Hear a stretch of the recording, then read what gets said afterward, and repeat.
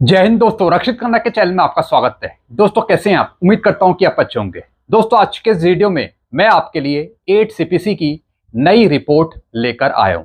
और दोस्तों ये रिपोर्ट है 8 सीपीसी के फिटमेंट फैक्टर के बारे में और 8 सीपीसी के लागू होने के बारे में कि कब तक आपको 8 सीपीसी मिल जाएगा। जैसे कि दोस्तों आप पीछे थंबनेल में देख रहे हैं, मैंने लिखा हुआ है आ गई 8 सीपीसी की पूरी टाइमलाइन। 2027 में मिलेगा सिर्फ 13% बढ़ोतरी, पेंशन 20%, सैलरी 13%, 8 सीपीसी की पूरी टाइमलाइन ऐसे मिलेगा। जी हां दोस्तों एक मैं आपको छोटी सी रिपोर्ट समझाऊंगा 8 सीपीसी पर। वेतन आयोग से मूल वेतन में बढ़ोतरी की मांग। जी हां दोस्तों, मूल वेतन बढ़ेगा तो आपकी पेंशन, आपकी सैलरी ऑटोमेटिकली बढ़ जाएगी। दोस्तों एक रिपोर्ट है जो बहुत ही जबरदस्त है। जितना संगठन फिटमेंट फैक्टर मांग रहे हैं 3.83 का, वो मिलना बहुत ही मुश्किल है। जी हां दोस्तों, वो मिलना बहुत ही मुश्किल है, ऐसा एक्सपर्ट बताते हैं। पुराने पे कमीशन की रिपोर्ट बताती है कि जितने की डिमांड रखी है उतना मिला नहीं है, उससे कम ही मिला है। अब दोस्तों इसमें एक और जानकारी दी है कि 2027 में 8वां वेतन आयोग आपको मिल जाएगा। यानी जो सिफारिशें हैं वो दे दी जाएंगी भारत सरकार को और फिर भारत सरकार कुछ महीनों में उस रिपोर्ट को फाइनल कर देगा और गजट नोटिफिकेशन निकाल के 8 सीपीसी का फायदा आपको दे देगा। तो दोस्तों एक रिपोर्ट में आपको समझाऊंगा जो बिल्कुल सही है, 100% ये सही रिपोर्ट है, इसमें कोई भी बात झूठी नहीं है। चलते हैं दोस्तों इस रिपोर्ट को समझते हैं। कितना फिटमेंट फैक्टर आपको मिल सकता है, क्या 3.83 मिलेगा और फिर वेतन आयोग कब तक लागू हो सकता है, पूरी जानकारी मैं आपको देता हूं। इस रिपोर्ट को समझने से पहले एक छोटी सी अपील मैं आपसे कर रहा हूं और अपील है चैनल सब्सक्राइब की। अगर आप कंटिन्यू मेरे वीडियो देख रहे हैं और चैनल पे पहली बार विजिट कर रहे हैं तो सबसे पहले आप चैनल को सब्सक्राइब कर लीजिएगा और लास्ट में वीडियो देखने के बाद वीडियो को शेयर, लाइक और हाइप भी कर दीजिएगा, क्योंकि ऐसी जानकारियां अक्सर मैं आपके लिए लाता रहता हूं। जैसे कि दोस्तों आप ऊपर टाइटल देख रहे हैं, वेतन आयोग से मूल वेतन में बढ़ोतरी की मांग। 8वें वेतन आयोग से केंद्रीय कर्मचारियों और पेंशन भोगियों को काफी उम्मीदें हैं। संभावना जताई जा रही है कि बेसिक सैलरी में खासी बढ़ोतरी होगी। जी हां दोस्तों, कुछ पेंशनर्स कह रहे थे कि हमारी पेंशन ज्यादा बढ़ेगी, ज्यादा बढ़ोतरी होगी। कुछ कर्मचारी कह रहे थे कि हमारी सैलरी में जबरदस्त उछाल आएगा, ज्यादा बढ़ेगी। इसके साथ ही पेंशन में भी इजाफा होगा। मौजूदा समय में आयोग विभिन्न कर्मचारी संगठनों, पेंशन भोगी संघों और राज्यों में जाकर सुझाव ले रहे हैं। जैसा आपको बताया, वेतन आयोग इन दिनों काफी जगह जा रहा है, सुझाव लिए जा रहे हैं कर्मचारी संगठनों से, पेंशनर्स एसोसिएशन से। अभी तक आयोग 8 से अधिक राज्यों में कर्मचारी संगठनों के साथ बैठकें कर चुका है। जी हां दोस्तों, बहुत सारी मीटिंग करी है यहां पे 8वें वेतन आयोग ने। कर्मचारियों की तरफ से मांग की जा रही है कि फिटमेंट फैक्टर 3.83 रखा जाए। इसके पीछे कर्मचारी संगठनों का तर्क है कि बीते कुछ वर्षों में महंगाई काफी बढ़ गई है। जी हां दोस्तों, 3.83 का फिटमेंट फैक्टर इसलिए मांगा है महंगाई को देखते हुए कि महंगाई बहुत ज्यादा है, तो इस वजह से फिटमेंट फैक्टर 3.83 दिया जाए ताकि महंगाई के दबाव को कम किया जा सके, ताकि जरूरतें पूरी हो सकें पेंशनर की या फिर कर्मचारियों की। जो जीवन यापन की लागत है वो सही से हो पाए। फिर क्या लिखा है, ऐसे में कर्मचारी अपने दैनिक खर्च, बढ़ते पारिवारिक खर्चों को देखते हुए अपने मूल वेतन में बढ़ोतरी चाहते हैं। हर एक कोई चाहता है कि ज्यादा फिटमेंट फैक्टर मिले, हमारी पेंशन सैलरी ज्यादा हो 8 सीपीसी में, हर एक कोई चाहता है।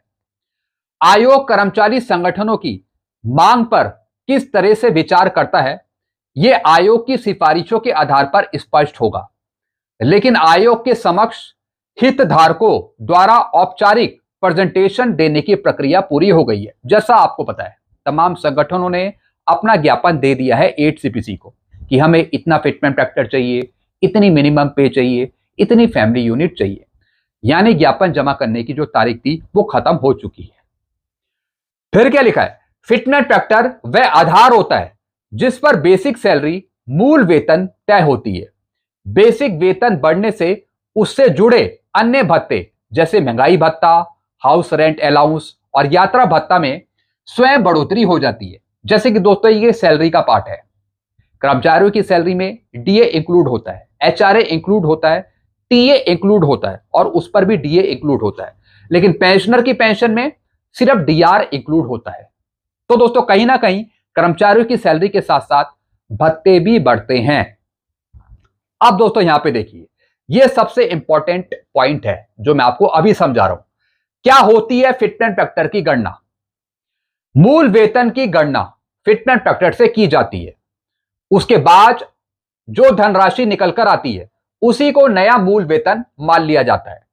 सातवें वेतन आयोग में फिटनेस फैक्टर 2.57 था, यानी 6 सीपीसी की मिनिमम पे थी 7,000, उसे मल्टीप्लाई कर दिया 2.57 से और 7 सीपीसी की मिनिमम पे हो गई 18,000, यानी कि 2 गुना से अधिक बढ़ गया था। फिर क्या लिखा है, अब अगर मूल वेतन 18,000 पर फिटनेस फैक्टर 3.83 रखा जाता है तो आपका मूल वेतन बढ़कर हो जाएगा 68,901, यानी 68,000 या फिर 69,000 के आसपास। मिनिमम पे की बात कर रहा हूं, बेसिक पे मिनिमम पे की। जानकार कहते हैं कि सरकार फिटनेस फैक्टर में बड़ी बढ़ोतरी करेगी, इसकी उम्मीद कम है क्योंकि सरकार वेतन तय करने से पहले राजस्व के लिहाज से भी सोचेगी। जी हां दोस्तों, सब कुछ पैसे का खेल है। डिमांड जो आपने करी है वो डिमांड सरकार आपको नहीं देगी, यानी जो आपने डिमांड रखी है 3.83 फिटनेस फैक्टर की वो सरकार नहीं दे पाएगी, क्योंकि सरकार देखेगी अपना राजस्व, अपना पैसा, अपनी आर्थिक स्थिति और फिर राजकोषीय घाटा। जी हां दोस्तों, यानी एक्सपर्ट ने यहां पर कुछ बातें बताई हैं कि जितना फिटनेस फैक्टर संगठनों ने मांगा है 3.83 का, वो मिलना बहुत ही मुश्किल है। उसके चांस सिर्फ 1% या फिर आधा % है। ये साफ इन्होंने यहां पे बता दिया। यहां पे लिखा है, जानकार कहते हैं कि सरकार फिटनेस फैक्टर में बड़ी बढ़ोतरी करेगी, इसकी उम्मीद कम है। यानी जितनी आप उम्मीद कर रहे हैं कि ज्यादा फिटनेस फैक्टर दिया जाए, ज्यादा पे पेंशन सैलरी बढ़े, तो इसकी उम्मीद यहां पे कम है, ऐसा एक्सपर्ट ने बताया है, ऐसी रिपोर्ट्स कहती हैं। फिर क्या लिखा है, सरकार का ध्यान खजाने पर पड़ने वाले दबाव पर होगा। जी हां दोस्तों, इसकी जानकारी भी मैंने आपको कुछ दिन पहले दी थी कि आपकी डिमांड के हिसाब से सरकार आपको नहीं देगी, सरकार देगी अपने पैसे के हिसाब से, अपने बटुए के हिसाब से, अपने राजस्व के हिसाब से कि वो कितना आपको देना चाहती है कि जिस पर सरकार पे बोझ ना पड़े। इस तरीके से सरकार डिसाइड करेगी। अब दोस्तों यही इसमें लिखा है, अगले वर्ष के मध्य तक रिपोर्ट आने की उम्मीद, यानी कि 2027 में कर्मचारियों और पेंशन भोगियों के वेतन भत्तों और पेंशन ढांचे की समीक्षा के लिए केंद्र सरकार ने 8वें वेतन आयोग का गठन किया है। जैसा आपको पता है, बीते वर्ष 3 नवंबर को केंद्र सरकार ने आयोग के गठन का नोटिफिकेशन जारी किया है। तय समय के हिसाब से आयोग को 18 महीने में अपनी रिपोर्ट देनी है, यानी कि अगले साल तक वो 18 महीने खत्म हो रहे हैं, अप्रैल मई, 18 महीने में अपनी रिपोर्ट देनी है। संभावना है कि रिपोर्ट 2027 के मध्य तक आ सकती है। जी हां दोस्तों, यानी कि मिड में 2027 में, यानी कि अप्रैल मई जून। जी हां दोस्तों, अप्रैल मई जून, इन 3 महीनों में जो वेतन आयोग है वो अपनी सिफारिशें बनाकर सरकार को दे देगा और फिर सरकार कुछ महीनों में वो रिपोर्ट एक्सेप्ट करेगी, नहीं करेगी, ऑल्टर करेगी, उसमें कुछ काट छाट करेगी, वो सरकार पे डिपेंड होगा। तो सरकार को भी कुछ समय चाहिए रिपोर्ट को समझने के लिए, उसे अप्रूव करने के लिए या फिर डिक्लाइन करने के लिए या फिर एडिट करने के लिए। तो दोस्तों ये सब चीज अगले साल तक पॉसिबल है। अब दोस्तों जो भी इन्होंने जानकारी दी है वो बिल्कुल सही जानकारी दी है, कोई हवा में जानकारी नहीं दी गई है। कुछ आकलन करा गया रिपोर्ट्स का, पुराने पे कमीशंस की रिपोर्ट्स का, सब कुछ उसी के आधार पे इन्होंने बताया है। तो दोस्तों आप भी नीचे कमेंट करिए, कमेंट में जरूर बताएगा कि जो संगठन डिमांड कर रहे हैं 3.83 फिटमेंट फैक्टर की, क्या वो आपको मिलने वाली है? इन्होंने तो कह दिया कि सिर्फ 1 से 2%। मुश्किल है कि आपको 3.83 का फिटमेंट फैक्टर मिल जाए, मुश्किल है। कब मिलेगा फिटमेंट फैक्टर, ऐसी इन्होंने जानकारी दी है।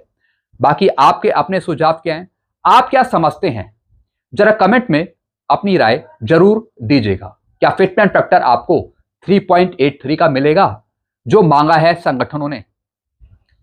कमेंट में जरूर बताइएगा, जरूर अपनी राय रखिएगा। जितने ज्यादा पेंशनर्स कमेंट करेंगे, जो उनका जवाब होगा वही एक्सेप्टेबल होगा, वही मान्य होगा। तो दोस्तों आप कमेंट में जरूर बताइएगा, क्या 3.83 का फिटमेंट फैक्टर आपको मिलेगा? कितने % उम्मीद है, कमेंट में जरूर बताइएगा। मेरे अनुसार भी, मैं आपको अपनी राय भी बता देता हूं कि 3.83 का फिटमेंट फैक्टर मिलना बहुत ही मुश्किल है, बहुत ही मुश्किल है। देगी सरकार तो इससे कम, इतना मैंने आपको गाइड कर दिया, इतना मैंने आपको बता दिया कि 3.83 से कम फिटमेंट फैक्टर आपको मिलेगा। आपकी क्या राय है, कमेंट में जरूर बताइएगा। तो दोस्तों एक नई रिपोर्ट थी, जो सही रिपोर्ट थी, एक्यूरेट रिपोर्ट थी, जो मैंने आपको समझाई है। वीडियो को मैं ही खत्म करता हूं, कोई नई जानकारी आएगी तो मैं आपको जरूर बताऊंगा, वीडियो जरूर बना। तब तक के लिए वीडियो को देखते रहेगा और चैनल को सब्सक्राइब करना मत भूलेगा। Thank you so much.